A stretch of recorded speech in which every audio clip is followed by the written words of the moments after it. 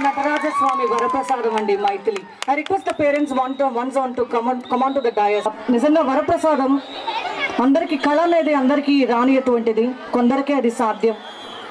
So give a big round of applause to Maithili and her parents and the dance choreographer who always encouraged her. That's the talent Bhuvana Vijayam always brings out from all the Vishwashantians.